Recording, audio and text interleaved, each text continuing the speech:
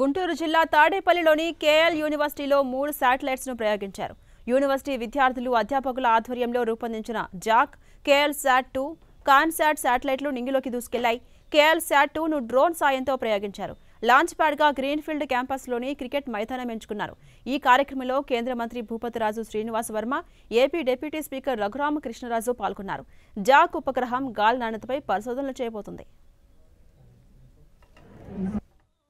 Satellite launch చేస్తున్నామంటే అసలు నాకు మైండ్ పనిచేయాలి. శాటిలైట్ లాంచింగ్ ఏంటి, యూనివర్సిటీలో శాటిలైట్ లాంచింగ్ ఏంటంటే ఏం శాటిలైట్, నిజం శాటిలైటా లేకపోతే ఏమన్నా ఏదో హాట్ ఎయిర్ బెలూన్ లాగా అసలు ఏంటి శాటిలైట్ ఏంటి అని అంటే ఆయన చెప్పిన తర్వాత నేను గూగుల్లో చూసా. ఈ నానో శాటిలైట్స్ కొన్ని ప్రసిద్ధి చెందిన యూనివర్సిటీస్ వరల్డ్ వైడ్ చాలామంది కొన్ని అంటే వెరీ ఇంపార్టెంట్ యూనివర్సిటీసే శాటిలైట్స్ లాంచ్ చేస్తున్నారు అని అది దాని గురించి కాస్త తెలుసుకున్న తర్వాత నిజంగా I felt so happy.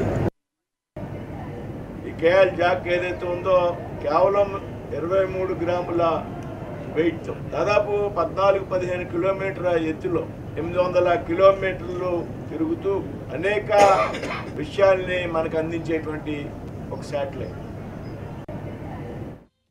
Please step back and the launch is going to be initiated.